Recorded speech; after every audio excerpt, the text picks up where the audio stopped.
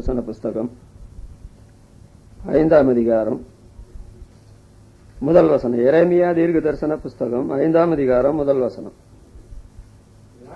மனுஷனை கண்டுபிடிப்பீர்களோ என்றும் சத்தியத்தை தெரிகிறவன் உண்டோ என்றும் எருசலேமை தெருக்களிலே தெரிந்து பார்த்து விசாரித்து அதன் வீதிகளிலே தேடுங்கள். காண்பீர்களானால் அதற்கு மன்னிப்பு தருவேன். இங்கே தீர்க்கதரிசியின் மூலமாக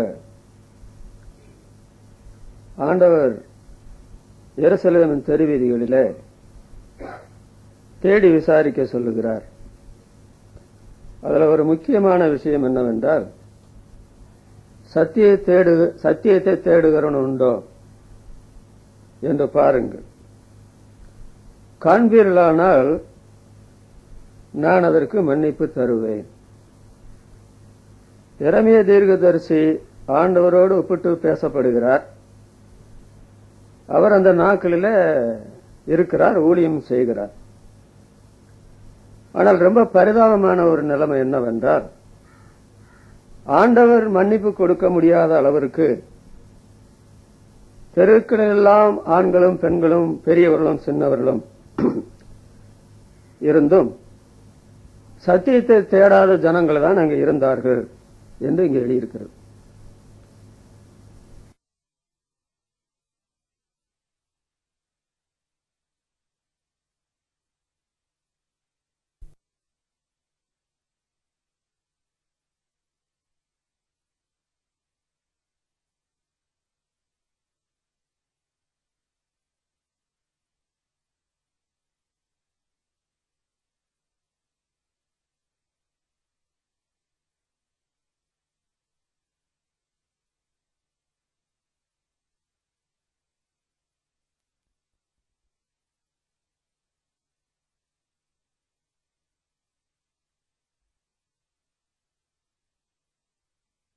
இன்றைக்கு வால்பாறையில ஆலயங்களுக்கு என்ன பஞ்சம், கிறிஸ்தவர்களுக்கு என்ன பஞ்சம்?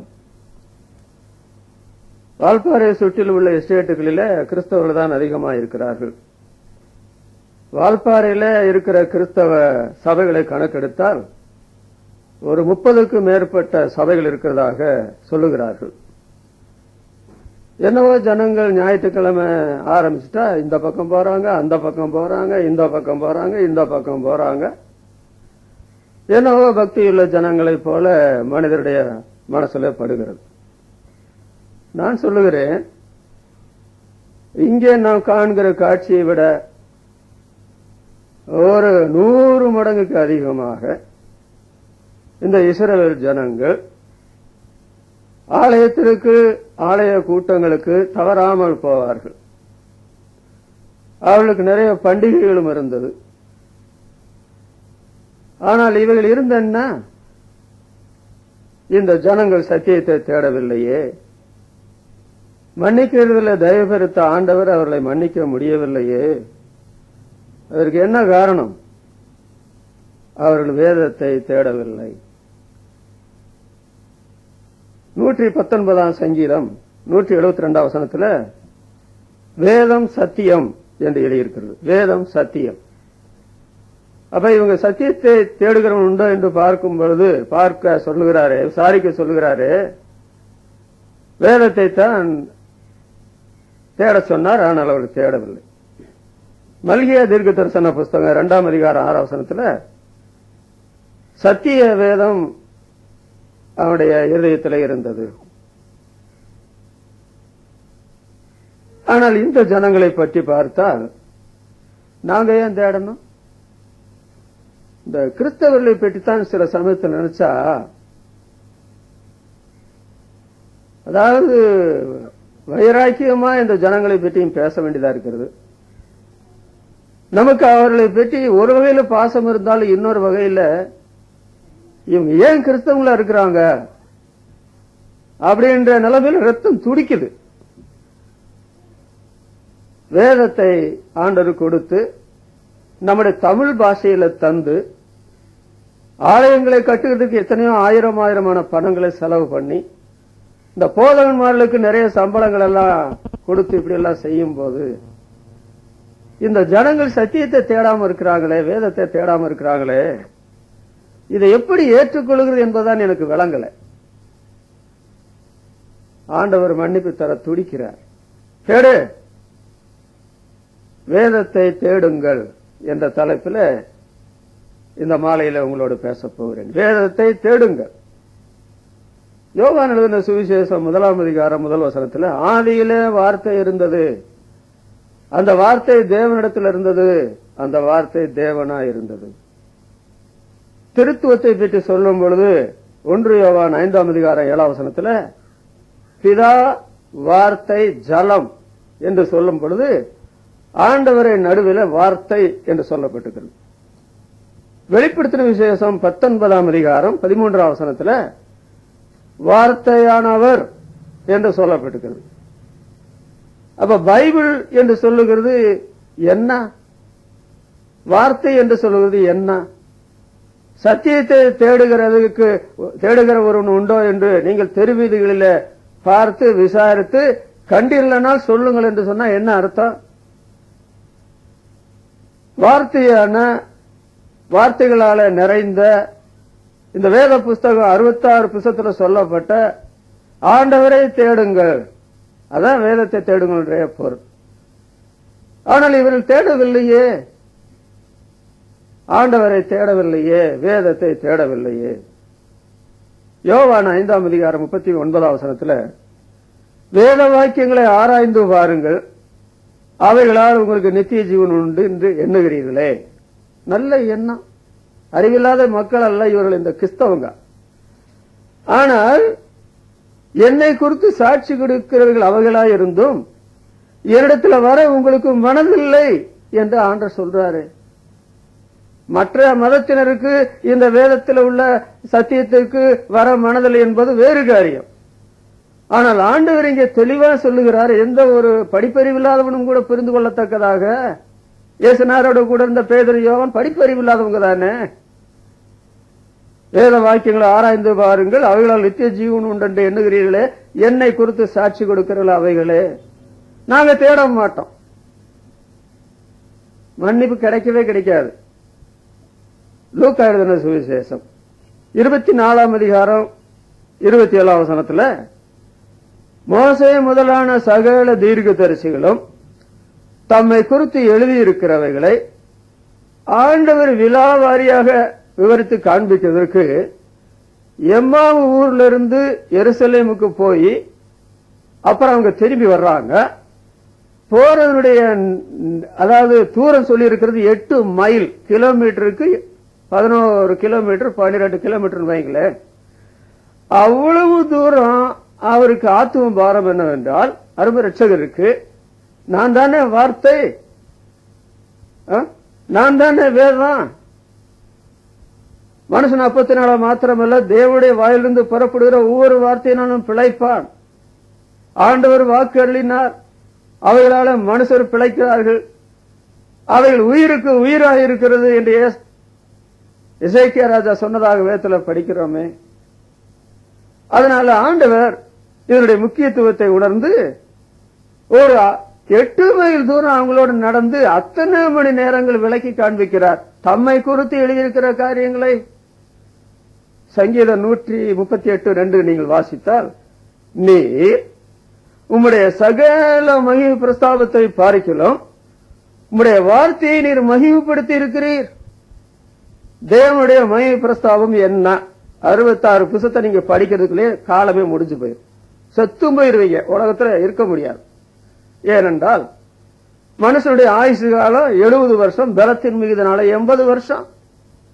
ஆனால் ரட்சிக்கப்படுவதற்கு முந்தி உள்ள காலங்கள் போயிருச்சே. பொய் கிறிஸ்தவங்களா மாய்மான கிறிஸ்தவங்களா இருந்த காலம் எல்லாம் நான் ஆண்டோடைய கணக்குல வராது. என்றைக்கு மனம் திரும்பி மெய் கிறிஸ்தவங்களானமோ அன்றைக்கு தானே வாழ்க்கையை தொடங்குது.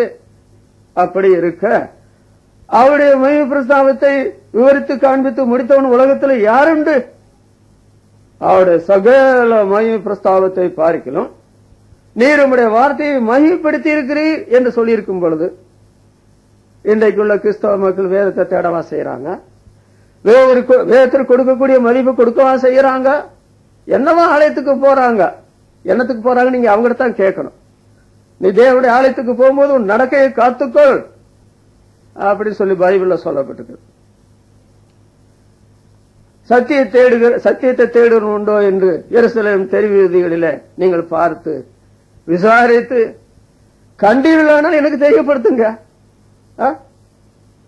நான் அவர்களுக்கு மன்னிப்பு தருவேன். இதே இந்த ரோட்ல எத்தனை கிறிஸ்தவம் நடக்கிறாங்க தெரியுமா? எனக்கு பழக்கமான 40 வருஷம் இந்த கிறிஸ்தவ மக்களை பார்த்திருக்கிறேன்.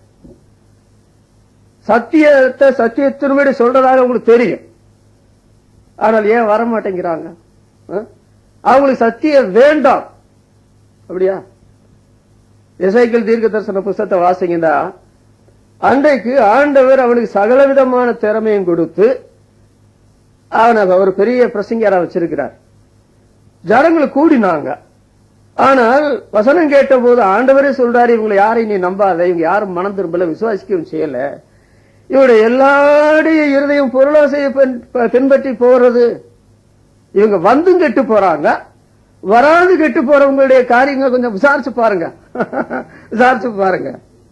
பொல்லாத எல்லா பழக்கமும் இருக்கும். பொல்லாத எல்லா பழக்கமும், ஜாதி வெறி, மத வெறி, பண பைத்தியம், கெட்ட பழக்கங்கள், இது நாங்க அவங்க தேவனை தேடுகிறதுக்கு தடை, வேதத்தை தேடுகிறது தடை. மன்னிப்பு கிடைக்கவே கிடைக்காது, மன்னிப்பு கிடைக்கவே கிடைக்காது 100 வருஷம் ஆலயத்துக்கு போனால். ஆனால் நீங்க இருக்கிற இடத்துல சத்தியத்தை தேடுங்க. தெருவீதியில் அந்த சத்தியத்தை நீங்க தேடுனதை மற்றவங்க கண்டுபிடிக்கிட்ட. சத்தியம் இல்லாத வாழ்க்கையா? பிசாசுதான் சத்தியம் இல்லாதவன் என்று யோவான் எழுதின சுவிசேஷம் 8ஆம் அதிகாரம் 44ஆம் வசனத்துல நம்முடைய ஆண்டவர் சொல்றார். ஆனா அந்த பிசாசை சேவிக்கிற மக்களையும் பார்த்து அப்படித்தானே சொல்லணும். யோவான் 8:44 நீங்கள் உங்கள் பிதாவாகி பிசாசினால உண்டானவர்கள். கிறிஸ்தவங்களை தான் சொல்றாரு ஆண்டவர், யூதரை. அவங்க நம்ம பாஷையில் சொன்ன கிறிஸ்தவங்களை. அவன் பொய்யன், அண்ட புழுகை. அவன் இடத்துல சத்தியம் இல்லை. அப்புறம் உங்ககிட்ட எங்க சத்தியம் இருக்க போகுது? சத்தியத்தை நீங்க எங்க கேட்க போறீங்க? சத்தியத்தை எங்க நீங்க தேட போறீங்க? அப்படிதான் சொல்லணும். இனி 3 குறிப்புகள் உங்களுடைய கவனத்துக்கு கொண்டு வருகிறேன். சத்தியத்தை தேடினால் கிடைக்கிற ஆசீர்வாதம் என்ன? ஆண்டவரே மன்னிப்புன்னு சொல்றாரு. அப்புறம் வேற சில காரியங்களை உங்களுடைய கவனத்துக்கு நான் கொண்டு வருகிறேன். நீதிமொழிகள் 2ஆம் அதிகாரம் 2ஆம் வசனம் 3ஆம் வசனம் வாசியுங்கள். நீதிமொழிகள் 2ஆம் அதிகாரம் 3ஆம் வசனம் 4ஆம் வசனம் படிங்க. ஞானத்தை வாயிலில் கூப்பிட்டு சத்தமிட்டு அழைத்து அதை வெளியே போல் நாடி புதையலை தேடுவது போல் தேடுவாயாகில். புதையலை தேடுகிறதை போல தேடுவாயாகில். அப்பொழுது கர்த்தருக்கு பயப்படுதல் இன்னதென்று நீ உணர்ந்து தேவனை அறியும் அறிவை கண்டடைவாய். கர்த்தர் ஞானத்தை தருகிறார். இந்த வசனங்களை பாருங்க. இங்கே சொல்லப்பட்ட அந்த ஞானத்தை சத்தமிட்டு கூப்பிட சொல்லியிருக்குதே, அந்த ஞானம் என்று மேல பார்த்தீங்கன்னா நீ என் வார்த்தைகளை ஏற்றுக்கொண்டு சொல்லிட்டு அப்புறம் ஞானம் என்று வருது. வேதத்தை தான் தேவ ஆவியானவர் அங்கே ஞானம் என்று குறிப்பிடுகிறார். வேதத்தை நீ என்ன செய்யணும்? ஞானத்தை வா என்று சத்தமிட்டு கூப்பிட்டு வெள்ளியை நாடி புதையலை தேடுகிறதை போல தேடுவாயாகில் என்று சொல்லிவிட்டு, அப்படி தேடினா என்ன நடக்கும் தெரியுமா? உனக்கு உணர்வு கிடைக்கும், தேவனை அறிகிற அறிவு கிடைக்கும், ஞானம் கிடைக்கும் என்று 3 காரியங்களை சொல்றார். நீ சாதாரணமாக வேதத்தை தேடப்படாது. தேடினா அந்த வேதத்தில் உள்ள புதை பொருள் உனக்கு விளங்காத, நீ அனுபவிக்க மாட்ட. ஒரு மனுஷன் வெள்ளி எப்படி தேடுவா? பொண்ணு இருக்குன்னு சொன்னா எப்படி தேடுவா? அந்த மாதிரி ஆர்வத்தோடு வாஞ்சையோடு நிறைய காரியங்கள் கிடைக்கும் என்ற தாகத்தோடு நீ தேடணும். அப்படி தேடுவாயானால் உனக்கு ஞானமும் கிடைக்கும், அப்புறம் கர்த்தருக்கு பயப்படுதல் என்னதென்ற உணர்வு கிடைக்கும், தேவனை பற்றின அறிவை நீ கண்டடைவாய் என்று சொல்லப்பட்டது. அருமையானவர்களே, இது யாருக்கு வேண்டாம்? எனக்கு ஞானம் வேண்டாம், எனக்கு கர்த்தருக்கு பயப்படுகிற பயத்தை பற்றின உணர்வு எனக்கு வேண்டாம், அப்புறம் தேவனை அறிகிற அறிவு எனக்கு வேண்டாம்னு சொல்ற ஒரு நபரை காமிங்க. அவன் கிறிஸ்தவனா இருக்க முடியாது. கிறிஸ்தவர்களா பிறந்து ஆலயங்களுக்கு போகிற எல்லாருடைய விருப்பம் என்னவென்றால் ஞானம் வேணும், கர்த்தருக்கு பயப்படுகிறதை பற்றின உணர்வு வேணும், தேவனை அறிகிற அறிவு வேணும், கண்டடையணும். இதெல்லாம் ஆசை இருக்கு. ஆனா ஆசை உள்ள நீங்களும் நானும் செய்ய வேண்டிய காரியம் என்ன தெரியுமா? சாதாரணமா தேடப்படாது. சாதாரணமா தேடக்கூடாது. புதையலை தேடுகிறதை போல, வெள்ளியை தேடுகிறதை போல தேட வேண்டும் என்று எழுதியிருக்கு. அருமையானவர்களே, அந்த வாசித்த தலைப்பு வசனத்துல தேடுகிறவன் உண்டோ என்று நீங்க பாருங்க. ஆண்டவர் அங்கே சொன்னதனுடைய பொருள் என்னவென்றால் ஒருத்தம் கூட இல்லை, ஒருத்தம் கூட இல்லை. அதான் பெரிய பயங்கரம். ஒரு நபர் கூட அங்க இல்லை. கோழி தன் குஞ்சுகளை தன் செட்டைகளின் கீழே சேர்த்துக்கொள்ள ஒண்ணுமாக எத்தனை தர சேர்த்துக்கொள்ள மனதா இருந்தேன், உங்களுக்கோ மனதில்லாமல் போயிட்டு ஆண்டவர் கண்ணீர் விட்டு கதறி எழுதார் என்றுதான் வேத எழுத்துல நான் வாசிக்க முடியும். ஒருத்தம் கூட சத்தியத்தை தேடாதவனா இருந்தான்னு சொன்னா நமக்கு யோசிக்க முடிகிறதா? யோசிக்க முடிகிறதா? துன்மார்க்கம் தன் கருவத்தினால தேவனை தேடான்னு பைபிள்ல சொல்லி இருக்கு. நம்முடைய கிறிஸ்தவ மக்கள் துன்மார்க்கரா போனாங்களா? அதனாலதான் அவங்க தேவனை தேடவில்லையா? அப்படி கேட்க வேண்டியதா இருக்கு. தேடினால் முதலாவது கிடைக்கிற காரியம் என்னவென்றால் அங்கே ஞானத்தை கூப்பிட்டு எழுதியிருக்கு இல்லையா? நமக்கு முதலாவது ஞானம் கிடைக்கிறது. அதை குறித்து நம்ம என்ன பார்க்கிறோம் பாருங்க. உபாகமம் 4ஆம் அதிகாரம் எடுங்க. உபாகமம் 4ஆம் அதிகாரம் 6ஆம் வசனம் படிங்க. உபாகமம் 4:6. ஆகையால் அவர்களை கை கொண்டு நடவுங்கள். மேல நீங்க பாத்தீங்கன்னா நான் உங்களுக்கு கற்பித்த கட்டளைகளை நியாயங்களை உங்களுக்கு போதித்து நீங்கள் அவைகளை கை கொண்டு நடவுங்கள். ஜனங்களின் கண்களுக்கு முன்பாகவும் இதுவே உங்களுக்கு ஞானமும் விவேகமுமாய் இருக்கும். எது? வேத வசனம், பைபிள், என்னுடைய கட்டளைகள், என்னுடைய நியாயங்கள், வேதம், அது உங்களுக்கு ஞானமும் விவேகமா இருக்கும். அவர்கள் இந்த கட்டளையெல்லாம் கேட்டு இந்த பெரிய ஜாதிய ஞானம் விவேகம் உள்ள ஜனங்கள் என்பார்கள் அப்படின்னு சொல்லி. நமக்கு ஞானம் விவேகம் உள்ள ஜாதி என்று எப்படி பேர் வரும் சொல்லுங்க. நீங்கள் புதையலை தேடுகிறதை போல தேடி கண்டடையாமல் போனால் நம்மளோட பழகிற மக்கள், நம்மளோட உண்டு உறங்குற மக்கள், தொழில இருக்கிற மக்கள், எஸ்டேட்ல தொழில் செய்கிற மக்கள் நாம் ஞானமுள்ள ஜாதி விவேகமுள்ள ஜாதின்னு சொல்ல மாட்டாங்க. ஆனால் நாம் வேதத்தை தேடி அதை புதையலை போல கண்டுபிடித்ததை அனுபவித்தால் நாம ஒண்ணு சொல்ல வேண்டாம், அவங்களே சொல்லுவாங்க நீங்க ஞானம் விவேகமுள்ள ஜனங்கள் என்று சொல்லுவார்கள். அப்ப ஞானத்தை தருகிறது வேதம் என்று நாம் படிக்கிறது இல்லையா? நீதிமொழிகள் 24ஆம் அதிகாரம் 5ஆம் வசனத்துல வாசித்தீங்கன்னா ஞானம் உள்ளவன் பலம் உள்ளவன் என்று எழுதியிருக்கிறது. ஞானம் உள்ளவன் பலம் உள்ளவன். ஆவிக்குரிய வாழ்க்கையில் உங்களுக்கு பலம் கிடைக்க வேணுமா? அதற்கு நீங்க வேதத்தை அதாவது புதையலை தேடுகிறதை போல தேட வேணும். ஆண்டவர் ஞானத்தை தருவார். ஞானம் உள்ளவன் பலம் உள்ளவன். நியாயாதிபதிகள் 8ஆம் அதிகாரம் 21ஆம் வசனத்துல சொல்லப்பட்டிருக்கிறது, ஞானம் உள்ளவனுக்கு ஒப்பானவன் யார்? அவனுக்கு ஒப்பானவன் அவன் தவிர வேற உலகத்துல யாருமே கிடையாது. நியாயாதிபதிகளின் புஸ்தகம் 8ஆம் அதிகாரம் 21ஆம் வசனத்தை வாசித்தீங்கன்னா ஒரு மனுஷனுடைய பலன் எப்படியோ அப்படியே மனுஷன் இருப்பான். பலத்தை வைத்து தாங்க மனுஷன் என்று நம்ம சொல்ல முடியும். பலம் இல்லாதவன ஒரு மனுஷன் நம்ம சொல்ல மாட்டான். அப்ப வேதத்தை நாம புதையலை தேடுகிறதை போல தேடி அதை நாம் ஞானத்தை பெற்றுக்கொண்டால் ஞானம் உள்ளவனுக்கு ஒப்பான ஞானம் உள்ளவன் பலம் உள்ளவன், அவனுக்கு ஒப்பானவன் யாருமே கிடையாது. அதனாலதான் உபாகமம் 33ஆம் அதிகாரம் 29ஆம் வசனத்துல கர்த்தராலே ரட்சிக்கப்பட்ட ஜனமே உனக்கு ஒப்பானவன் யார்? உனக்கு ஒப்பானவன் யாருமே கிடையாது. ஞானம் உள்ளவனுக்கு ஒப்பானவன் யாரும் கிடையாது, பலம் உள்ளவனுக்கு ஒப்பானவன் யாரும் கிடையாது என்று பைபிள்ல சொல்லப்பட்டிருக்கிறது. ஆனால் இன்னைக்கு ரொம்ப பரிதாபமான காரியம் என்னவென்றால் உலக மக்கள் தான் இந்த மாதிரி சாகுறாங்க என்று சொன்னால் கிறிஸ்தவங்கள் அந்த மாதிரி சாகுறாங்களே. அது என்ன, எப்படி சாகுறாங்க?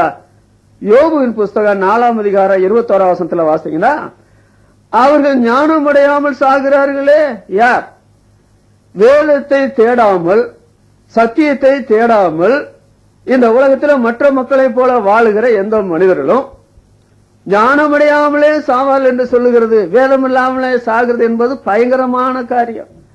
அதனால ஆண்டவர் வேத புஸ்தகத்தை தந்தவனுடைய காரணம் அவைகளால் உங்களுக்கு நித்திய ஜீவன் உண்டு, சாகாத வாழ்வு, நிலைத்திருக்கிற வாழ்வு உங்களுக்கு தர்றேன், நீங்க அந்த வேதத்தை தேடுங்க என்று சொல்லி இந்த ஆண்டவர் வேதத்தை தந்திருக்கிறார், போதகரை தந்திருக்கிறார். எத்தனையோ பிரசங்களை நாம் வாழ்க்கையில கேட்டிருக்கிறோம். ஆனால் இந்த வேதத்தை தேட வேண்டிய நிலைமை தேடுகிறோமா? ஆண்டோடைய மன்னிப்பினுடைய ஆசீர்வாதங்களை நம்ம அறிந்திருக்கிறோமா? அவர் கொடுக்கிற ஞானத்தினால பாவிக்குரிய பலம் உள்ளவர்களா இருக்கிறோமா? நமக்கு ஒப்பானவள் யாரும் இல்லை என்று சொல்லக்கூடிய அளவிற்கு இந்த மாதிரி ஞானமும் விவேகம் உள்ள ஜாதி உலகத்தில் வேறு யாரும் இல்லை என்று சொல்ற அளவுக்கு இந்த வேதம் நம்மை அந்த நிலைமையில உயர்த்தி இருக்கிறதா? பாருங்க, யோசபாத் ராஜா முதலாவது அவர் என்ன செய்யறார், இந்த பைபிளுடைய முக்கியத்துவத்தை உணர்ந்து ஜனங்களுக்கு அது போய் சேர வேண்டும் என்று ஆட்களை பொறுக்கி எடுத்து அனுப்புறார். அவங்க கையில வேத புத்தகத்தை வைத்துக் கொண்டு எல்லா இடங்களையும் பிரச்சாரம் பண்றாங்க. இன்னைக்கு நடக்கிற வால்பாறையில வீட்டுக்குள்ள போய் கூட்டம் நடத்துறாங்க. பணம் வாங்குறதுக்கு ஆளுகளை சபையில குறப்படாம ஞானஸ்தானத்துக்குள்ள உள்ள வச்சு சபையில ஆளுகள் சேர்க்கறது செய்யறாங்க. ஆனா யோசபாத்துக்கு ராஜா காலத்துல செய்தது போல செய்யறாங்களா? பிற்பாடு அவர் ஒரு பின்மாற்றம் ஏற்பட்டு மறுபடியும் உணர்வடைந்த மனுஷனா வந்தபோது என்ன செய்தார், ராஜாவா இருந்து தெருவில் இறங்கினார். அநேகரை கர்த்தரிடத்தில் திருப்பினார் என்று வேத புத்தகத்தில் சொல்லப்பட்டிருக்கிறதே. நாம் சத்தியத்தை தேடி அந்த சத்தியத்தை சத்தியமா ஏற்றுக்கொண்டு ஞானம் பெற்று பலம் பெற்றவளா இருந்தால் நாம என்ன செய்வோம் தெரியுமா, நாம் அந்த அந்த அந்த சத்தியத்தை மற்றவங்க சொல்றதுனால நம்ம வெளிச்சம் உள்ளவங்களா இருப்போம், ஞானம் உள்ளவங்களா இருப்போம், பலம் உள்ளவங்களா இருப்போம். நமக்கு ஒப்பானவர்கள் யாரும் இல்லை என்று சொல்லுகிற அளவிற்கு ஆண்டவர் இந்த நிலைமையில ஆசீர்வதித்து இருப்பாரு. ஆனால் ஞானம் அடையாமல் சாகிறார்கள் என்று சொன்னால் இந்த ஜனங்கள் சாகாம என்ன பண்ணுவாங்க சொல்லுங்க? இந்த கிறிஸ்தவ மக்கள் சாகாம சில ஆளுக்கு செத்தா கல்லறை கூட போக மாட்டேன். ஏனென்றால் அவங்களுடைய வாழ்க்கையை நான் பார்த்திருக்கிறேன். இதுல வேற உலகத்திலேயே அந்த பொழுது எங்க நடக்குன்னா கல்லறை பூமியில தான் நடக்குது. பரிசுத்தவான்களுக்கு வாசிக்கிற ஒரு முழுசும் பாவியார்த்த ஒருத்தருக்கு வாசித்து அடக்கம் பண்றாங்க. இது இவ்வளவு முன்னேற்ற காலத்துல கூட நடக்கிற ஒரு காரியம். ஏன் ஞானம் அடையாம சாக பாக்குறீங்க? அப்ப ஞானம் அடையாமல் சாக வேண்டும் என்று தீர்மானித்தால் என்ன செய்ய தெரியுமா, சத்தியத்தை தேடணுண்டோ என்று தெருவிதிகளில பாருங்க, விசாரிங்க. அப்படி கண்டால் நீங்க சொல்லுங்க, நான் அவர்களுக்கு மன்னிப்பு தருவேன் சொல்லி சொல்றாரு. இரண்டாவது அந்த நீதிமொழி புஸ்தகத்தில் வாசிக்கும் போது மறுபடியும் அதை எடுங்க. நீதிமொழிகள் புஸ்தகம் 2ஆம் அதிகாரம் 3ஆம் வசனத்துல வாசிங்க. ஞானத்தை வா என்று கூப்பிட்டு புத்தியை சத்தமிட்டு அழைத்து அதை வெளியே போல் நாடி குடல்களை தேடுவது போல் தேடுவாயாக. அப்பொழுது கர்த்தருக்கு பயப்படுதல் என்னதென்று உணர்ந்து, அப்ப உணர்வு வேணும். உணர்ந்தால்தான் என்ன எனக்கு தெரியுமா, கர்த்தருக்கு பயப்படுதல் நம்முடைய வாழ்க்கையில வளரும். உணர்வு இல்லை என்றால் கர்த்தருக்கு பயப்படுகிற பயம் நமக்கு எப்படி வரும்? ரோமர்கள் நிருபம் 1ஆம் அதிகாரம் 26ஆம் வசனத்துல நீங்க வாசித்தீங்கன்னா, புறஜாதிகளை பற்றி சொல்லிவிட்டு உணர்வில்லாத அவருடைய இருதயம் இருளடைந்தது. ஆவிக்குரிய வாழ்க்கையில நமக்கு உணர்வு இல்லை என்றால் நம்முடைய வாழ்க்கை இருள் பிடிச்சதாக மாறிவிடும். மத்தேயு எழுதின சுவிசேஷம் 24ஆம் அதிகாரம் 39ஆம் வசனத்துல நம்முடைய ஆண்டவரே சொல்றார், அந்த சோதம் கோமரா ஜனங்களை பற்றி சொல்லும் இல்ல லோத்துனுடைய நாட்கள இருந்த ஜனங்களை பற்றி சொல்லும் பொழுது, ஜலப்பிரளயம் அனைவரையும் வாரி கொண்டு போகிற வரைக்கும் ஜனங்கள் உணராதிருந்தார்கள். இன்றைக்கு இருக்கிற ஜனத்தொகையை விட இன்றைக்கு குடும்ப கட்டுப்பாடு உள்ள சந்ததி நாம் இருக்கிற இந்த நாட்கள், நோவாவின் காலம் என்று சொல்லுவது குடும்ப கட்டுப்பாடு இல்லாத காலம். பெற்று பெருகினார்கள். எத்தனையோ கோடி ஜனங்கள் அந்த நாட்கள்ல வாழ்ந்தார்கள். ஆனால் ஆண்டவர் 8 பேரை மாத்திரம் முழு உலகத்தையும் அழிச்சாரு. அதுக்கு என்ன காரணம் என்று சொல்லப்பட்டு தெரியுமா? மனுஷனுடைய இருதயத்தின் நினைவு தோற்றம் நித்தமும் பொல்லாதது என்று மாத்திரமல்ல, சிறு வயது தொடங்கி பொல்லாதது. சிறு வயதுல ஏற்பட்ட அந்த உணர்வில்லாத காரியம் மண்டம் மண்ணுக்குள்ள போற வரையில காடு வா வாங்குது, வீடு போகுதுன்னு சொல்லுது. அப்பொழுது கூட உணர்வு மனுஷனுக்கு வரமாட்டேன் என்கிறது ஆண்டவர் அழிச்சு போட்டார். இன்றைக்கு இருக்கிற உலகத்தை அழிக்கிறதுக்கு ஆண்டவர் நொடி பொழுது போதும், அப்படித்தான் நான் சொல்ல வேணும். உணர்வில்லாத ஒரு நிலைமை. ஆனால் சத்தியத்தை நாம் தேட ஆரம்பிக்கும் பொழுது உணர்வு என்று சொல்லுகிறது, அது ஆவியானவர் நமக்கு கொடுக்கிறார். ஏசாயா தீர்க்கதரிசியின் புத்தகம் 11ஆம் அதிகாரம் 2ஆம் வசனத்தை வாசித்தால், உணர்வுள்ள ஆவியானவர். 2 பேதுரு 1ஆம் அதிகாரம் 21ஆம் வசனத்துல, தீர்க்க தரிசனமானது ஒரு காலத்தில் மனுஷனுடைய சித்தத்தினால உண்டாகவில்லை. தேவனுடைய பரிசுத்த மனுஷர்கள் பரிசுத்த ஆவியினால ஏவப்பட்டு பேசினார்கள். அப்ப இந்த வேத புஸ்தகத்தில் உள்ள 66 புஸ்தகத்தில் எழுதப்பட்ட வசனங்கள் எல்லாம் ஆவியானவராலே மனுஷரை கொண்டு கொடுக்கப்பட்ட வசனங்கள். அதை படிக்கும் பொழுது, அதை தேடும் பொழுது, அதை கண்டடையும் பொழுது நமக்கு உணர்வு வருகிறது. அந்த உணர்வினால நமக்கு ஏற்படுகிற காரியம் என்னவென்றால், கர்த்தருக்கு பயப்படுகிறதை இந்த வேதம் போதிக்கிறது. கர்த்தருக்கு பயப்படவில்லை என்றால் 2 ராஜாக்கள் 17ஆம் அதிகாரம் 25ஆம் வசனத்துல அந்த ஜனங்கள் அங்கே கர்த்தருக்கு பயப்படல. இந்த ஜனங்களை கர்த்தருடைய பயப்பத்துக்குள்ள கொண்டு வரதுக்கு தேவன் செய்த ஒழுங்கு என்ன தெரியுமா? அங்க சிங்கங்களை அனுப்பினார். அது கொன்று போட்டுச்சு சிலரை. அப்ப அந்த குடியிருக்கிற ஜனங்கள்ல முக்கியமானவங்க சொன்னாங்க, இது இந்த தேசத்துல வந்து குடியிருக்கிறோம், இந்த தேவனை தெரியல, அதனால சிங்கம் கொள்ளுது. இந்த தேவனை போதிக்கக்கூடிய ஒரு உபதேசியார கொண்டுட்டு வாங்க, போதனை பண்ணுங்க, சிங்கம் கடிக்காதுன்னு சொன்னோம்னா, அந்த போதகர் வந்து இந்த ஜனங்களுக்கு உபதேசம் பண்ணவொன்னு சிங்கம் எல்லாம் காட்டுக்குள்ள ஓடி போயிடுச்சு. ஒரு சிங்கம் கூட வரல, ஒருத்தரும் கூட கொல்லப்படல. நான் சொல்றேன், கர்த்தருக்கு பயப்படாத வாழ்க்கை கிறிஸ்தவங்களா இருந்து செய்றீங்கன்னா சிங்க ஆயத்தம். சிங்கத்தை போன்ற பிரச்சனை வந்து உங்களை ஒண்ணுமெல்லாம் ஆக்கினாலும் ஆய்க்கு போடும். சிலுவையில தொங்குறாங்க, அப்ப கூட புத்தி வரல அந்த கள்ளனுக்கு. ஒரு கல்லன் ஆண்டுகிட்ட கேட்கிற, ஆண்டவரே உங்களுடைய ராஜ்யத்துல வரும்போது அடியான்னு நினைத்த நீர் இந்த மரணத்தோடு வாழ்க்கை உங்களுக்கு முடியறதில்ல, நமக்கு ஒரு ராஜ்யம் உண்டு, தேவ ஆவியினால நான் உணர்ந்து அதை அறிந்திருக்கிறேன், எனக்கு அது வேணும் அப்படின்னு சொல்றான். இன்னொருத்தன் கொஞ்சம் கூட தேவனுக்கு பயப்படாம தூசிக்கிறான். அதுக்கு தான் அந்த ஆண்டவர்கிட்ட கேட்ட பரலோகத்துக்கு ஆண்டவரோடு கூட போன அந்த சிலுவை கல்லன் சொல்றான், நீ தேவனுக்கு பயப்படுவது இல்லையா? தேவனுக்கு பயப்படல சிலுவையில் ஆண்டு தொங்கினவா நீங்களும் தொங்க வேண்டியிருக்கும். பயங்கரமான மரணம், பயங்கரமான வேதனையோடு சாக வேண்டியிருக்கும். அதனால கர்த்தருக்கு பயப்படுதல எது போதிக்குது?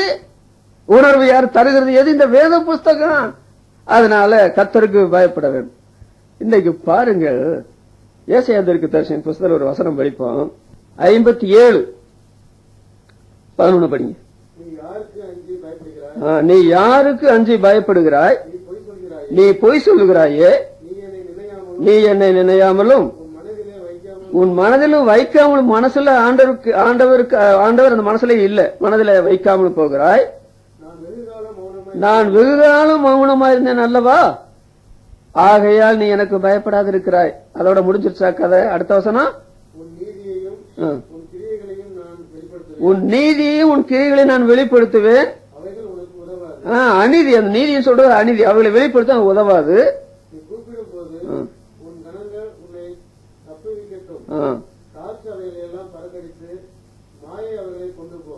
பாத்தீங்களா? இது கிறிஸ்தவ மக்கள் மத்தியிலே ஒரு கூட்டமான ஜனங்கள், நாங்க கேட்க மாட்டோம், நடக்க மாட்டோம், மனம் திரும்ப மாட்டோம் அப்படின்ற மாதிரி எரேமியா தீர்க்கதரிசன புத்தகம் சொல்லப்பட்டு மாட்டோம் மாட்டோம் மாட்டோம் மாட்டோம். இங்க பாருங்க, அவங்க கர்த்தருக்கு கொஞ்சமும் பயப்பட மாட்டாங்க, அவங்களை யாரும் பயப்படுத்தவும் முடியாது. ஆண்டவர் என்ன பண்ணிருக்கணும்? இந்த பயப்படாதவங்க உடனே தண்டனை கொடுத்திருக்கணும் இல்ல? நான் வெகு காலம் மௌனமாயிருந்தேன், ஆனா அந்த மௌனம் கலைஞ்சிரும், அப்புறம் நீ என்ன நோக்கி கூப்பிடுவேன், ஒன்னும் நடக்காது, உன்னுடைய கிரிகள் ஒண்ணுமே ஒரு பைசாவுக்கு உதவாதுன்ற நிலைமையில ஆண்டவர் சொல்றாரு. இன்றைய கர்த்தருக்கு பயப்படாத மக்கள் நம்முடைய மார்க்கத்தில் எவ்வளவு பேர் இருக்கிறாங்க தெரியுமா? எவ்வளவு பேர். ஆனால் நாம் வேதத்தை தேடினால் ஆண்டவர் இந்த உணர்வையும் கர்த்தருக்கு பயப்படுகிற பயத்தையும் தருகிறார். கர்த்தருக்கு பயப்படுவதனால மனுஷர் தீமையை விட்டு விலகுவார்கள். தீமையை விட்டு விலகுவதே கர்த்தருக்கு பயப்படுகிற பயம். கிறிஸ்துவின் நாமத்தை சொல்லுகிற எவனும் அநியாயம் எதை விட்டு விலக வேண்டும். இன்றைக்கு பாருங்க, இந்த டிவி வந்துருச்சு, செல் வந்துருச்சு, இனி என்ன வரப்போகுதுன்னு தெரியல. இவங்களால கெட்டுப்போன மக்கள் சமுதாயத்தில் நிறைய பேர் இருக்கிறாங்க, அதை தடுக்க முடியாத ஒண்ணுங்க. ஆனால் நம்முடைய கிறிஸ்தவ மார்க்கத்தில், நம்முடைய கிறிஸ்தவ சபைகளில் இது தீமை செய்யவில்லையா? நான் சில மாதங்களா வெளியில சென்னை, பாண்டிச்சேரி, பெங்களூர் இப்படி எல்லாம் பலவேறு சபையில பார்த்துட்டு வந்தேன். ஞாயிற்றுக்கிழமை சாயங்காலம் யாருமே கூட்டத்துக்கு வரதில்லை. இவங்க எங்க போனாங்க அப்படின்னு கேட்டா எல்லாம் வீட்டுல டிவியை திறந்து வச்சுக்கிட்டு பார்த்துட்டு இருக்கிறாங்க, சினிமா, சீரியல். நான் சொல்றேன், இதெல்லாம் அசுத்தத்தை நடப்பிக்கிறான், ஒன்றும் அந்த ராஜ்யத்துக்குள்ள போகாது. விளக்குதா உங்களுக்கு? வேதம் போதிக்கிற காரியம், நீங்க இதை தேடணும்னு சொல்றதனுடைய காரியமே இதுதான்.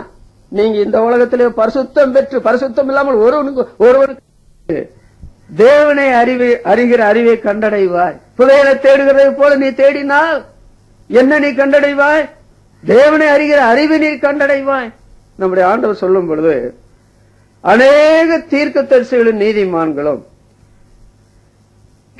என்னுடைய சத்தம் கேட்க வேண்டும் என்று விரும்பியும், என்னுடைய முகரூபத்தை காண வேண்டும் என்று விரும்பியும் காணாமலும் கேளாமலுமே போனார்கள். என்னுடைய சத்தமும் கேட்கல, என்னுடைய முகரூபத்தையும் பார்க்கல. ஆனால் இவருடைய சத்தம் கேட்கிற இவருடைய முகரூபத்தை பார்க்கிற உங்களுடைய செவியும் உங்களுடைய கண்களும் பாக்கியம் உள்ளது என்று ஆண்டவர் சொன்னார். இன்றைக்கு நம்முடைய மக்களுக்கு ஆண்டவரை தேவனை தெரியுதா? சொல்லுங்க. இப்படி செய்வதல்லவா என்னை பற்றின அறிவுன்னு சொல்லிட்டு நீதிமான் என்று சொல்லுகிறோம். என்னென்ன நல்ல காரியத்தை செய்வான் என்று ஆண்டவர் விலாவாரிய வெளியிருக்கதா வேதத்துல சொல்லப்பட்டு. அவனே நீதிமான், எல்லாரும் நீதிமான அல்ல. சிலுவையில் அறையப்பட்ட ரட்சகர் இயேசுவை ஏற்றுக்கொண்ட மனுஷன் பாவத்துக்கு துடிச்சுக்கு தெரிய மாட்டான், பாவத்துக்கு பின்னால போக மாட்டான், பாவத்தோடு எந்த விதமான ஒட்டுவரும் வைத்துக் கொள்ள மாட்டான். ஆண்டவர் அவனை ஒரு புது சிருஷ்டியாக மாற்றி விடுகிறார். 2 கொரிந்தியர் 5ஆம் அதிகாரம் 17ஆம் வசனத்துல சொல்லப்படுகிற காரியத்தை பார்த்தீங்களா? ஒருவர் கிறிஸ்துவுக்குள் இருந்தால் புது சிருஷ்டியாயிருக்கிறார். பழங்கள் ஒளி ஒரு புது சிருஷ்டியாக மாற்றி விடுகிறார். 2 கொரிந்தியர் 5ஆம் அதிகாரம் 17ஆம் வசனத்துல சொல்லப்படுகிற காரியத்தை பார்த்தீங்களா? ஒருவர் கிறிஸ்துவுக்குள் இருந்தால் புது சிருஷ்டியாயிருக்கிறார். பழங்கள் ஒளிந்து போயினா எல்லாம் புதிதாயினா ஆயிடுச்சா? சத்தியம் தாங்க செய்ய, சத்தியத்தை அறிவீர்கள், சத்தியம் உங்களை விடுதலையாக்கும். லாசருவை ஆண்டவர் எழுப்பிட்டார். நீங்க அதற்கு ஒன்னும் அற்புதம் செய்ய வேண்டாம். ஆனால் அவன் இப்ப பிரேத சேலையில கட்டப்பட்டிருக்கிறான்ல, அதுக்கு ஆண்டவர் அற்புதம் செய்யணுமா? தேவையில்லாத அற்புதம் அது. அவருடைய வல்லமையை ஆண்டவர் விரைப்படுத்த மாட்டார். அவுத்து விடுங்க, அவுத்து விடுங்க. நீங்க தானே இந்த பிரேத சேலையை கையில கட்டு, காலு கட்டு, வாயெல்லாம் மூடி கொண்டு போச்சீங்க. அவனை எழுப்பிட்டல, அதெல்லாம் அவுத்து விடுங்க. இந்த உபதேசம் என்று சொல்ற அதுதாங்க. சுவிசேஷமானாலும் சரி, சத்தியமானாலும் சரி, உங்களை என்னென்ன காரியங்கள் கட்டி இருக்கிறதோ அவைகளெல்லாம் அவிழ்க்கப்பட வேண்டும் என்ற ஆத்ம தாகத்தோடு தான் இந்த ஊழியம் நடக்கிறத தவிர இது ஏதோ சபையில் ஆளுகள் சேர்க்கறதல்ல. எண்ணிக்கைக்காக குணப்படாதவங்களை தெளிப்பு ஞானஸ்தானம், முழுக்கு ஞானஸ்தானம், 7 ஞானஸ்தானம், 8 ஞானஸ்தானம், இதே வால்பாடு எடுத்துக்கிறார். ஒருத்தர் 1000 பேருக்கு ஞானஸ்தானம் கொடுத்தார், 5 பேர் கூட கிடையாது. இப்ப பாருங்க, இந்த நாட்கள்ல கூட விவசாயம் இல்லாம எல்லா இடங்களையும் ஞானஸ்தானம். கதை நடக்காது. ஆண்டவர் முன்னோடியான யோவான் சானகன் அவன் பிறக்கிறதுக்கு முந்தைய சொன்ன காரியம், உத்தமமான ஜனத்தை கர்த்தருக்கு ஆயத்தப்படுத்துவான். திரளான மக்கள் அவங்க என்ன செய்யறாங்க? ஞானஸ்தானம் பெறும்படி வர்றாங்க. சும்மா வரல, நாத்திக கொள்கையோட வரல, கர்த்தருடைய வேதத்துல சொல்லப்பட்டு ஞானஸ்தானத்துக்கு கீழ்ப்படியா வர்றாங்களாம். ஆனா அவர் என்ன சொல்றாரு யோவான் சானகன்? நல்ல கனி கொடாத மரம் எல்லாம் வெட்டுண்டு அக்கினியில போடப்படும். மரத்தின் அருகே கோடாரி வைக்கப்பட்டு வெட்டுறதுக்கு ரொம்ப நேரம் ஒன்னும் ஆகாது. தூற்று கூட அவர் கையில் இருக்கிறது. தமது களத்தை நன்றாக விளக்குவார், பதரை ஆவியாத சுட்டரிப்பான்னு சொன்னது எதை வச்சு சொன்னாரு? குணப்படாம பாவத்தை அறிக்கையிடாம ஞானஸ்தானம் பெறும்படி வந்தாங்க பாத்தீங்களா? அப்போ சொல்றபடியில் 8ஆம் அதிகாரத்துல ஒருத்தர் ஞானஸ்தானம் பெற்றான்னு எழுதி. யார் தெரியுமா? அதாவது மாயவித்த சீமோன். எல்லாரும் ஞானஸ்தானம் பெற்றாங்க, இவனும் ஞானஸ்தானம் பெற்றான் தான் பைபிள் எழுதி. அவ விசுவாசம் என்ன? விசுவாசத்தை ஞானஸ்தானம் பெற்றார் எழுந்தாலும் யாக்கோபு 2ஆம் அதிகாரத்தில் சொல்லப்பட்ட பிசாசுகளுக்குள்ள விசுவாசம் தான் அவனுக்கு இருந்தது. அவைகள் விசுவாசம் நடந்தது. இவங்க தெரியாதனமா என்னமோ ஒரு ஆர்வத்தோட வந்த உடனே ஞானஸ்தானம் கொடுத்து போட்டாங்க. கடைசியில என்ன செய்தான் தெரியுமா?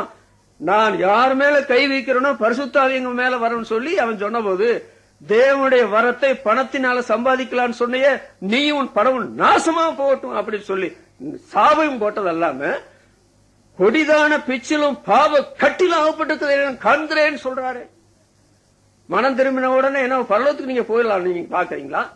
பாவத்திலிருந்து விடுதலையாட ஒரு மனுஷனையும் ஆண்டவர் பரலோகத்தில் எடுத்துக்கொள்ளவே மாட்டார். பைபிள பாருங்க, ரொம்ப அழகா எழுதி இருக்குது. நாம புரிந்து கொள்ளக்கூடிய நிலைமை இல்லை.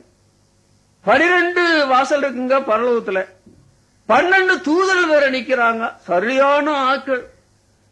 ராணுவ தளபதி எல்லாம் அந்த பக்கம் நிக்கணும். அவ்வளவு அழகான, தைரியசாலியான, பலசாலியான, வெளிச்சமான 12 தூதர் நிக்கிறாங்க.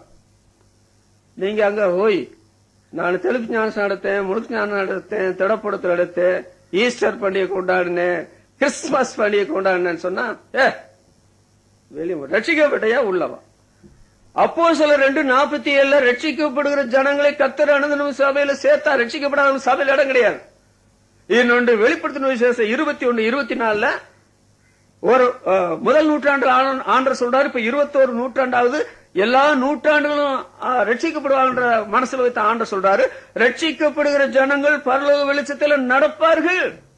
ரட்சிக்கப்படாம பரலோகத்துக்கு போக முடியுமா?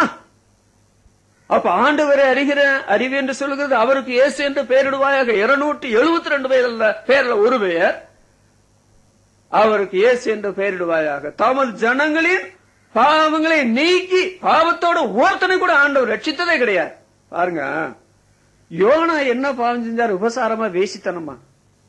தேவனுடைய தீர்க்கதரிசி நினைவுக்கு போ என்று சொன்னார். இவர் தர்சீசுக்கு போன. இதாங்க பாவம், மீறுதல் தான் பாவம். ஏதேன் தோட்டத்தில் நடந்த பாவம் என்ன? மீறுதல். பல மரத்தின் கனியை பறிக்காத, புசிக்காத. என்ன நடந்தது? அதுதானே இன்றைக்கு இருக்கிற எல்லா தீமைகளுக்கு காரணம். இந்த யோனாவை ஆண்டவர் என்ன பண்ணாரு? 3 நாள் வேதனைப்படுத்தினாருங்க.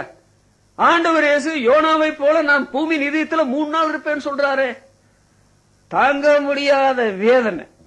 3ஆம் நாள் யோனாவுக்கு மீனுக்கு கட்டளை இட்டதுனால யோனாவை கரையில கக்கிட்டு உள்ளே வச்சு அப்படி சவைச்சு சாப்பிட்டு இருக்கு. வழங்குதா உங்களுக்கு? பாவம் என்று சொல்வது சாதாரண விஷயம். யாரும் கணக்கெடுக்காதீங்க. பாவத்தோடு யாரும் பரலவும் போலான்னு நினைச்சுக்கிறாதீங்க. உங்களுக்காக கல்வாரி சிலுவையில என் தேவனே ஏன் என்னை கைவிட்டீர் என்று மரித்த ஆண்டவர், பிதாவே இவளுக்கு மன்னியும், தாங்கள் செய்கிறது என்னவென்று அறியாதிருக்கலாம் என்று நம்முடைய பாவ மன்னிப்புக்காக அவர் பரிந்து பேசினாரே. எப்பொழுதாவது பாவத்தை குறித்து ஆழமான உணர்வோடு, ஐயோ நான் ஜென்மத்தில் பாவி, கர்மத்தில் பாவி, எவ்வளவு ஈனமான மோசமான பாவத்தை செய்ய, தலைமுடியோட அதிகமான பாவத்தை செய்திருக்கிறேன், நான் நிம்மதியா இல்லையே, ஆரோக்கியமா இல்லையே, சந்தோஷமா இல்லையே, மரண பயனை ஆட்கொண்டிருக்கிறது என்று ஆண்டவர் நோய் கதை, இயேசுவே எனக்காக மரித்தவரே நான் உண்மை ஏற்றுக்கொண்டீங்களா? அப்படி ஏற்றுக்கொண்டிருந்தால் தேவனை அறிகிற அறிவு உங்களுக்கு கிடைச்சிருக்கும். தேவனை அறிகிற அறிவு என்று சொல்லுவது சாதாரண அறிவு நினைக்கிறீங்களா? எரேமியா 9ஆம் அதிகாரம் 24-25 வசனத்துல சொல்லும் பொழுது, ஞானி ஞானத்தை குறித்து மேன்மை பாராட்ட வேண்டாம், அந்த ஞானம் செத்து போயிடும். அப்புறம் பைத்தியமா கூட மாறிடும். ஞானம் உள்ளவங்க பைத்தியக்காரர்கள் ஆகியிருக்கிறாங்க. பராக்கிரமன் தன்னுடைய பராக்கிரமத்தை குறித்து மேன்மை பாராட்ட வேண்டாம். என்னுடைய பாடி ஸ்டீல் பாடின்னு சொல்ற பராக்கிரமனை கொண்டு போய் ஆஸ்பத்திரியில போட்டு அவசர கதியில டாக்டர் அதாவது கத்தரிக்கோளை உள்ள வச்சு அனுப்பி அப்புறம் மறுபடியும் ஒரு ஆபரேஷன் பண்ண வேண்டிய நிலைமை வரும். பராக்கிரமசாலி.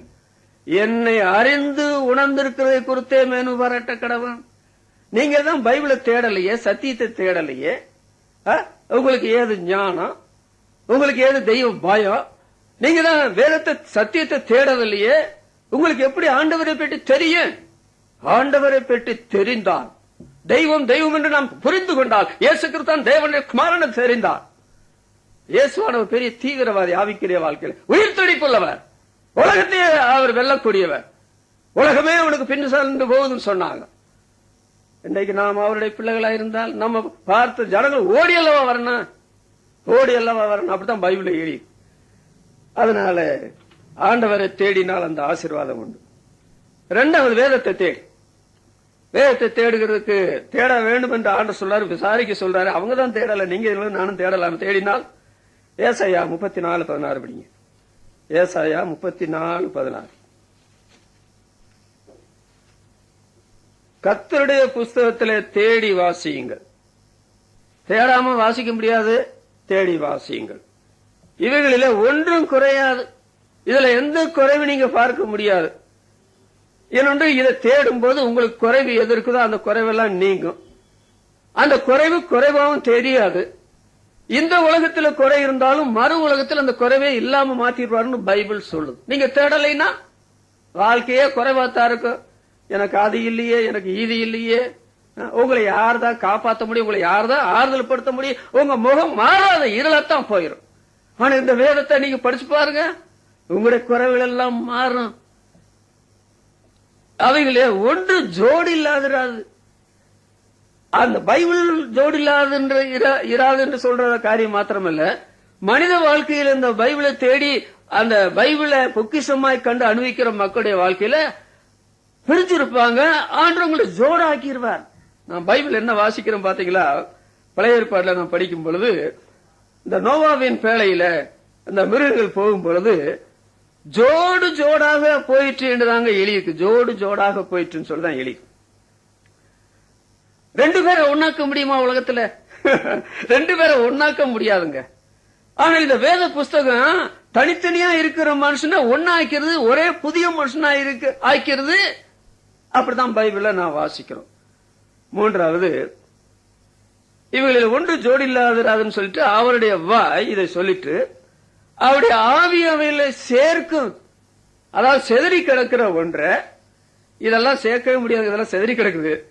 ஆனால் இந்த வேத புஸ்தகம் அந்த செதறி கிடக்கிற எல்லாத்தையும் சேர்க்குது. பைபிளை நீங்க படிக்கும்போது எபிரேயர் 4ஆம் அதிகாரம் 12ஆம் வசனத்துல கர்த்தருடைய வசனம் இருபுறமும் கருப்புள்ள பட்டயம் டெலிக்கு, இந்த பக்கமும் சிந்திக்கலாம் அந்த பக்கமும் சிந்திக்கலாம். இந்த பக்கத்துல சிந்திச்சா அந்த விளக்கம் சரியாத்தான் இருக்கும், அந்த பக்கத்துல சிந்திச்சா அந்த விளக்கம் சரியாத்தான் இருக்கும்.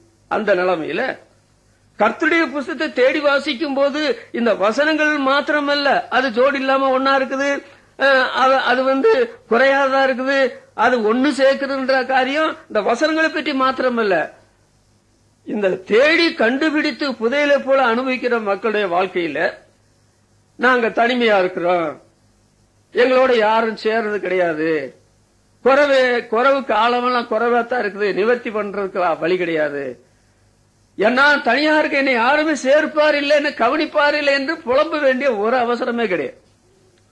இது தனியா இருக்கிறதை இணைக்கக்கூடியது, சேர்க்கக்கூடியது, சரி கிடக்கிறதை சேர்க்கும் தன்மை கொண்டது.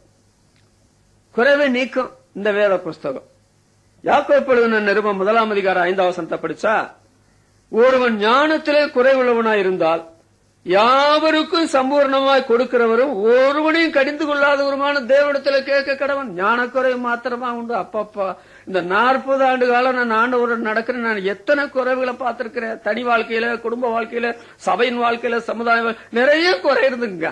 ஆனா இந்த வேத புஸ்தகத்தை தேடி புதையலை கண்டுபிடிக்கிறத போல கண்டுபிடிச்சு என்னுடைய வாழ்க்கையில அனுபவிக்கும் பொழுது என்ன நடக்கிறது தெரியுமா? என்னுடைய குறைவுகளை எல்லாம் ஆண்டவர் மாற்றுகிறார், குறைவுகளை எல்லாம் மாற்றுகிறார். பிலிப்பியர் 4ஆம் அதிகாரம் 12ஆம் வசனத்தை பாருங்க, 13ஆம் வசனத்தை பாருங்க. அங்க அவர் என்ன சொல்றாரு? என்னுடைய குறைச்சலை பற்றி நான் இப்படி சொல்லுவதில்லைன்னு சொல்லிட்டு எல்லாவற்றிலும் மனரம்யமா இருக்க கற்றுக்கொண்டேன் அப்படின்னு சொல்றார். எல்லாம் இருந்தவுடன் உங்களுக்கு திருப்தி வந்துருமா? எல்லாம் கொடுத்துட்டு நீங்க மகிழ்ச்சி ஏற போறீங்களா? ஆவிக்குரிய மக்கள் ஆயிர போறீங்களா? ஒருவனுக்கு எவ்வளவு திரளான ஆசி இருந்தாலும் அவனுக்கு ஜீவனாலன்னு சொல்லி இருக்குது. லவோதிக்கா சபை கெட்டு போனதற்கு ஆண்டவர் பயங்கரமாய் கோபத்தோடு கோபவேசத்தோடு பேசுறதுக்கு என்ன காரணம் தெரியுமா? நான் திரவிய சம்பன்னன், ஐஸ்வர்யவான், ஒரு குறை. யார்கிட்ட பேசுறீங்க? திருட தெரியாதவன் போலீஸ்காரர் வீட்டுல போய் திருடணும் மாதிரி. ஆண்டவர்கிட்ட ஐஸ்வர்யங்கள் தேவனிடத்துல இந்த லவோதிக்கா சபையாரு அப்படி சொல்றாங்க. திரவிய சம்பனர்கள், எங்களுக்கு ஒரு குறையும் இல்லை.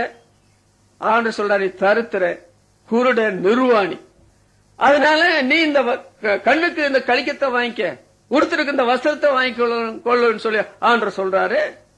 ஆண்டவர் குறைவை நிவர்த்தி செய்கிறார். இருக்கிற குறைவுல என்ன நடக்கும் தெரியுமா? பிலிப்பியர் 4ஆம் அதிகாரம் 19ஆம் வசனத்துல பவுல் சொல்றாரு, என் தேவன் தம்முடைய ஐஸ்வரியத்தின்படியே உங்களுடைய குறைவுகள் எல்லாம் மகிமையில நிறைவாக்குவார். பரலோகத்துல போன உடனே ஒரு குறையும் இருக்காதுங்க, ஒரு குறையும் இருக்காது. ஆவிக்குரிய வாழ்க்கையிலும் குறை இருக்காது, சரி சம்பந்தப்பட்ட நிலைமையில குறை இருக்காது. இத நீங்க பைபிளை தேடி ஒழுங்கா பைபிளை வாசிக்காம இருந்துட்டு எனக்கு குறை இருக்குது, எனக்கு ஞானம் இல்ல, எனக்கு தேவனை கண்டுபிடிக்க தெரியல, எனக்கு தேவனை பற்றி தேவனுக்கு பயப்படுகிற பயம் எனக்கு உணர்வு வர மாட்டேங்குது, உற்சாகமே நல்லா இருக்க முடியாதுங்க உங்களால வேதத்தை தேடி கண்டுபிடிச்சா. அப்புறம் ஜோடு என்று சொல்றோம் இல்லையா? ஆதியாகமம் 7ஆம் அதிகாரம் 5ஆம் வசனம் தான் ஜோடு ஜோடா உள்ள போகுது, இணைக்கக்கூடியது.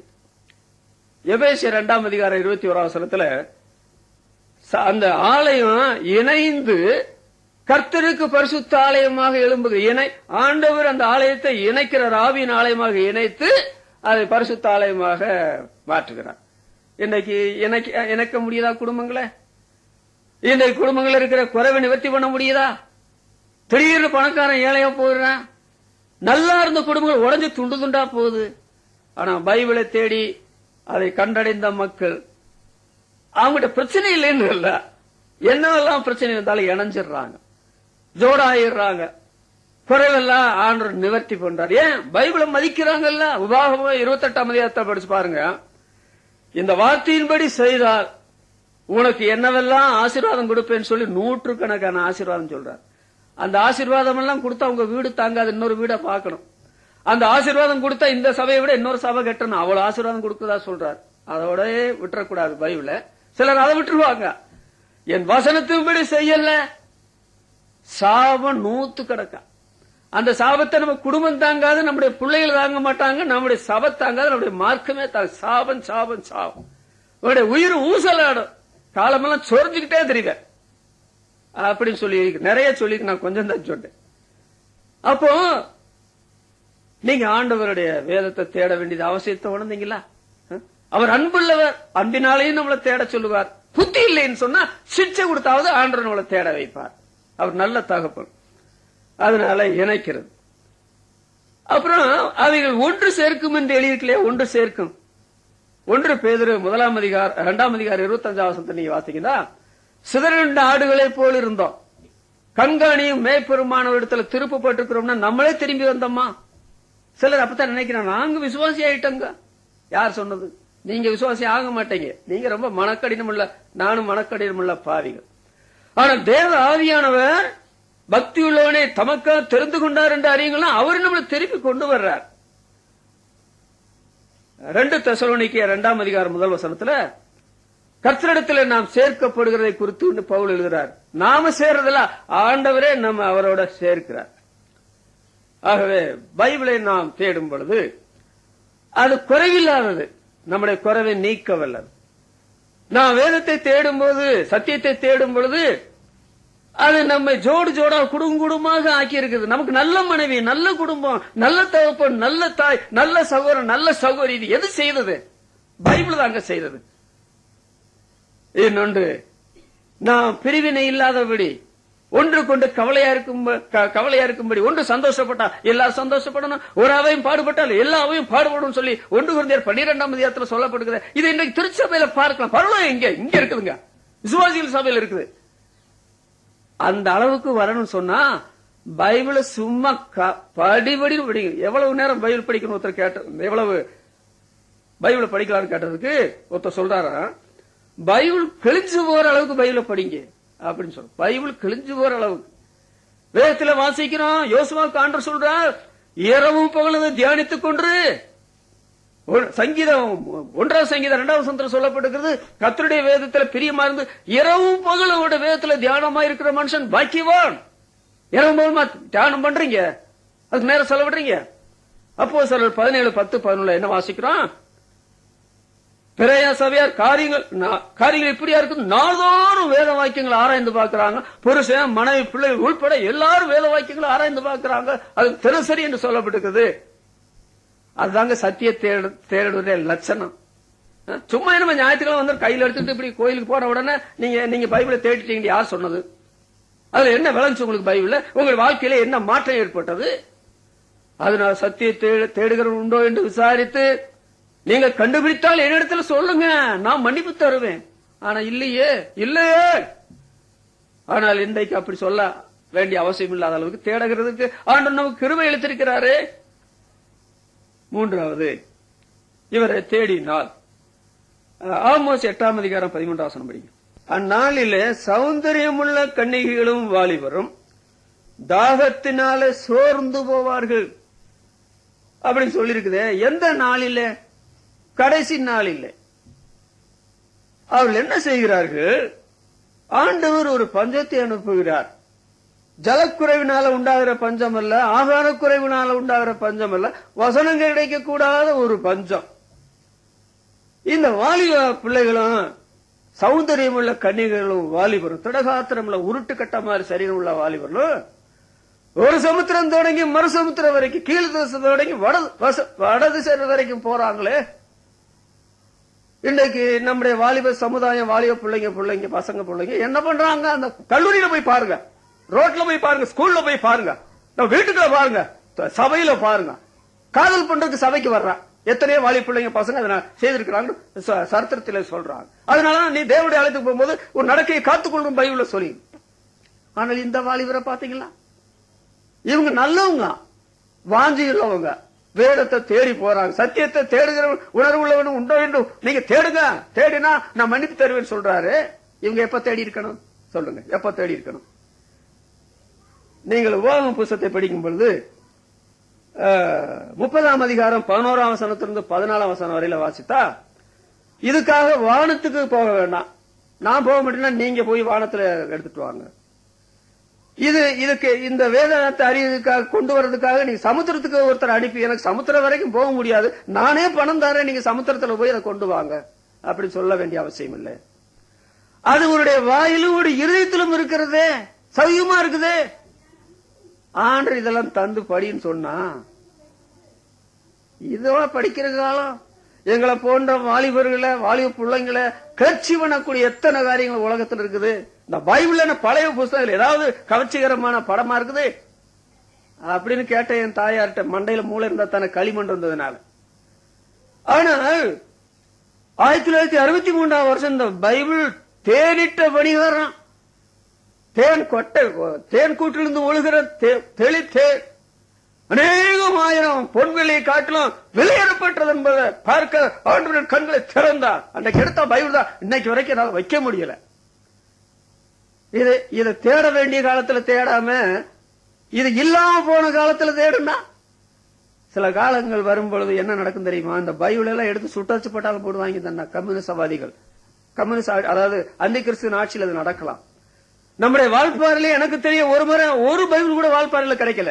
எந்த கோயம்புத்தூர்ல போய் கேட்கும் போது பைபிள் இல்ல, விற்பனைக்கு வரல. ஒருவேளை நம்முடைய இந்திய அரசாங்கத்தில் ஏதாவது சட்டம் போட்டு இன்றைக்கு பாருங்க,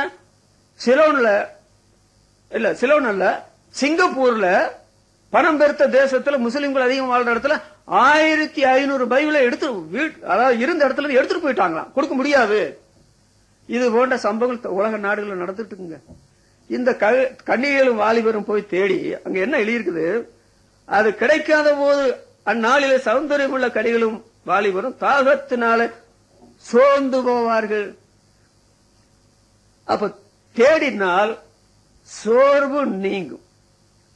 சோர்வு என்று சொல்றது சாதாரண காரியம் என்று நினைக்கிறீங்களா? அது வாலிபரா இருந்தாலும் சரி, நடுத்தர வயசு உள்ளவங்களா இருந்தாலும் சரி, இளைஞர்களா இருந்தாலும் சரி, ஒருத்தருக்கு சோர்வு வந்துட்டா, யோனா 4ஆம் அதிகாரம் 8ஆம் வசனத்துல, அப்போ என்னவோ அந்த யோனா ரொம்ப வயசான கிழவன்ற விளக்க நீங்க எடுக்கக்கூடாது. நான் நினைக்கிறேன் அவன் ஒரு வாலிப வயசை தாண்டின ஒரு ஆளத்தான் இருக்கணும். தலையில உஷ்ணம் பட்டுச்சுங்க, அவன் சோர்ந்து போய் சாவை விரும்பி. சோர்வு அதிகமாகும் போது மனச்சோர்வாயிரும், சரிய சோர்வாயிரும், அப்புறம் நமக்கு வாழ விருப்பமே வர. அதனால என்ன நடக்கும் தெரியுமா? யோபு 3ஆம் அதிகாரம் 20ஆம் வசனத்திலிருந்து 23ஆம் வசனம் வரையில வாசித்தா, வாழ விரும்பாம கல்லறையை சாவ விரும்பி கல்லறையை தேடி அது கண்டவுடனே கலிகூர்ந்து இந்த நிர்பாக்கியருக்கு ஜீவன் கொடுக்கறதுனால என்ன பயன், என்ன பிரயோஜனம்னு சொல்லி பாத்தீங்களா? நிர்பாக்கியர்கள் இவங்களுக்கு ஜீவன் கொடுத்தா உங்களுக்கு என்ன லாபம்? பைபிளை நீங்க படிக்க வேண்டிய காலத்துல படிக்காம, தேட வேண்டிய காலத்துல தேடாம, பிற்பாடு இந்த பைபிளை கொண்டு வந்து உங்க கையிலேயே கொடுத்தா கூட ஒண்ணு வழங்காது. அது உங்களுக்கு ஒரு ஆசீர்வாதத்தையும் கொண்டு வரார். பாத்தீங்களா? பைபிள்ல இந்த ஏசாயா ஒருத்தன், அவன் ஆசீர்வாதத்தை சுதந்திரத்துக் கொள்ள விரும்பியும், ஆசீர்வாதத்தை பற்றி சொல்றதே பைபிள் தான். மனம் மாறுதலை காணாது போன மனம் மாறுதலை பற்றி சொல்றதும் பைபிள் தான், பழைய ஏற்பாடும் புதிய ஏற்பாடும். அதுல என்ன எழுதியிருக்குது? கண்ணீர் விட்டு கவலையோடு தேடியும். அவன் கண்ணீர் விடும்போதும் கவலைப்படும் போது நீங்க பாத்தீங்கன்னா சேயிரு மலை தேசம் உலக சம்பந்த பொருளால நிரம்பி இருந்துச்சுங்க. ஆண்டவன உலக ரீதியில அப்படி ஆஸ்பத்திரி வச்சிருந்தார். ஆவிக்கிரிய வாழ்க்கை ஜீரோ, ஒண்ணுமே கிடையாது. அதனாலதான் மரலின் மன்றம் கோடி கோடியா சம்பாதிச்ச பெண்ணு தற்கொலை பண்ணி செத்தாங்க. நம்முடைய தமிழக சரித்திரத்தில் 13 பெண்கள் தூக்குல தொங்கி செத்தாங்க. என்ன அர்த்தம்? ஆவிக்கிரிய சோர்வு, சரீர சோர்வு வரும் என்றால் சாகர தவிர வேற வழி இல்லை. பிரசங்கி 7ஆம் அதிகாரம் 16ஆம் 17ஆம் வசனம் வாசிச்சீங்கன்னா, உன்னை நீ ஏன் கெடுத்துக் கொள்ள வேணும்? ஏன்பா கெடுக்கிற? உன் காலத்துக்கு நீ ஏன் சாகுற? நீ கெடுக்கவும் செய்யாத, சாகவும் செய்யாத. இந்த வேத புஸ்தத்துக்கு தேடி, இந்த வேத புஸ்தத்தை புதையலை போல நாடி கண்டுபிடித்து புதையலை நாம இந்த உலக வாழ்க்கையில் அனுபவிக்காம போன நம்பிக்கை இல்லாம சாக வேண்டியது வரும். நம்பிக்கை இல்லாம சாக வேண்டியது. ஞானம் அடையாமல் சாகிறார்களே. பாருங்க, எசேக்கியேல் தீர்க்க தரிசன புஸ்தகம் 28ஆம் அதிகாரம் 10ஆம் வசனத்தை நீங்க வாசித்தீங்கன்னா, நீ விருத்த சேதனம் இல்லாதவன் சாகிறது போல சாவாய் நிலையில். எப்படி? விருத்த சேதனம் இல்லாதவன் சாகிறது போல சாவாய். ஏன் அப்படி சாபம் போட்டிருக்கு? விருத்த சேதனம் இல்லாதவனுடைய வாழ்க்கை அவன்கிட்ட இருந்தது. அதனால நீ அப்படித்தான் சாவ. எரேமியாவுல வாசிக்கிறோம், புறஜாதி ஜனங்கள் விருத்த சேதனம் இல்லாதவர்கள், இஸ்ரவேல் ஜனங்கள் இருதயத்தில் விருத்த சேதனம் இல்லாதவர்கள். புறஜாதிகள் விருத்த சேதனம் இல்லாதவங்க, இஸ்ரவேல் ஜனங்கள் இருதயத்தில் விருத்த சேதனம் இல்லாதவங்க. இருதயத்தில் விருத்த சேதனம் இல்லாம பரலோகத்துக்கு போக முடியுமா? நான் விருத்த சேதனம் இல்லாத உதடுகள் உள்ளவன். மோசே சொல்றார், நான் பேச முடியாது, இந்த ஊழியம் பயங்கரமானது அப்படின்னு சொல்றாரு. அடித்து கொள்றாங்க, உயிரை பறிச்சிருவாங்க தெரியும். தேவன் என்ன சொல்றாரு? இருதயத்திலும் செவிகளில் விருத்த சேதனம் இல்லாதவர்களே, இருதயத்தில் விருத்த சேதனம் வரல, செவியில விருத்த சேதனம் வரல, நீங்க பருவத்தை எட்டி பார்க்க மாட்டீங்க. என்னை வேணுமா கொள்ளுங்க, பரவாயில்ல நான் சாகுறேன், ஆனா உங்களுடைய ஆத்ம வாழ்வு யோசித்தீங்களா? அருமையானவர்களே, நாம் சத்தியத்தை தேட வேண்டும். 1962 வருஷம் கல்லூரியில் படிக்கும் பொழுது எல்லா சினிமா தியேட்டருக்கும் போவேன். ஏன்னா இளைஞன், எனக்கு உற்சாகம் வேணும். எல்லா புத்தகத்தையும் வாங்கி படிச்சிருக்கிறேன். ஆனால் அதே சமயம் சத்தியத்தை தேடினேன். இதன் மத்தியில சத்தியத்தை தேடினேன். ஒரு வாலிபன் என்ன சபை கூட்டிட்டு போனான். தெருவில் பிரசங்கம் கேட்டோம், கூட்டிட்டு போனான்.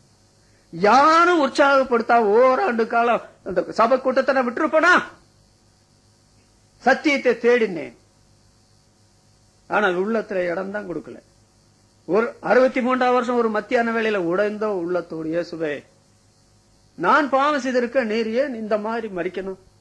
என் கைகள் செய்த பாவத்துக்காக உம்முடைய கைகளில என்ன கடுமையான ஆணிகள், என் தலையில செய்த பாவத்துக்காக உம்முடைய தலையில முழுக்கிற எவ்வளவு வேதனை, என் சரீரம் முழுவதும் செய்த பாவத்திற்காக உம்முடைய சாட்டையில அடித்து சரீரத்தை சின்னாபின்னப்படுத்திருக்கிறார்களே, என் கால்களினால செய்த பாவத்திற்காக எவ்வளவு கூரான ஆணியினால உம்முடைய கால்களை அடித்து இறுக்கி இருக்கிறார்கள்.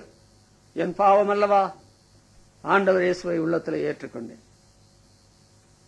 மத்திய எழுதின சுவிசேஷம் 5ஆம் அதிகாரத்தில் ஆண்டவர் சொல்றார், வேதபாரகர் பரிசேயர் என்பவருடைய நீதியில் 20ஆம் வசனம் நினைக்கிறேன், அதிகமாயிராவிட்டால் நீங்கள் தேவனுடைய ராஜ்யத்தில் பிரவேசிக்க மாட்டீங்க, ஜாக்கிரதை. ஒரு இளைஞன் ரட்சிக்கப்படாதவன் தேவனை தேடுறான், கர்த்தருக்கு பயப்பட பயப்படுறான், விரும்புறான், பிரசங்கத்தை விடாம கேட்கிறான்.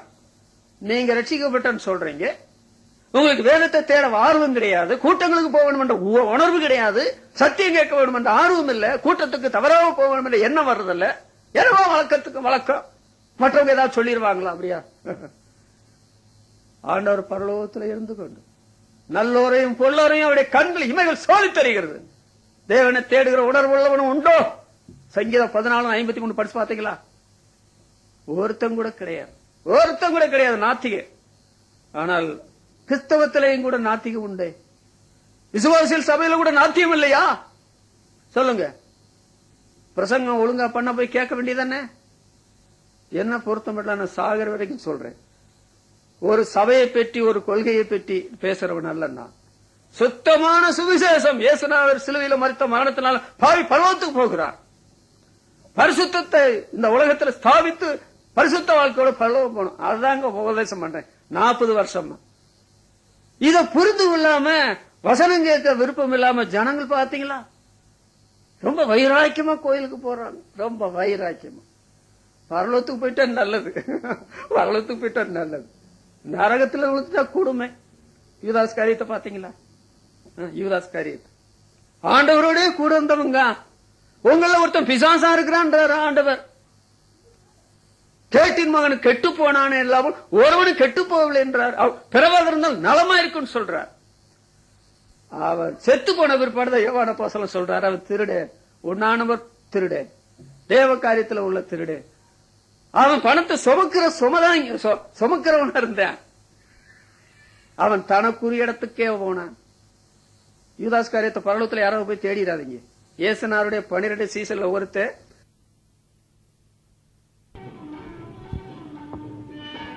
தேவனுடைய வார்த்தையானது ஜீவனும் வல்லமை உள்ளதாயும் இருபுறமும் கருக்குள்ள எந்த பட்டயத்திலும் கருக்கானதாயும் ஆத்துமாவையும் ஆவியையும் கணுக்களையும் ஊனையும் பிரிக்க தக்கதாக உருவ குத்துகிறதாயும் இருதயத்தின் நினைவுகளையும் யோசனைகளையும் வகையறுக்கிறதாயும் இருக்கிறது.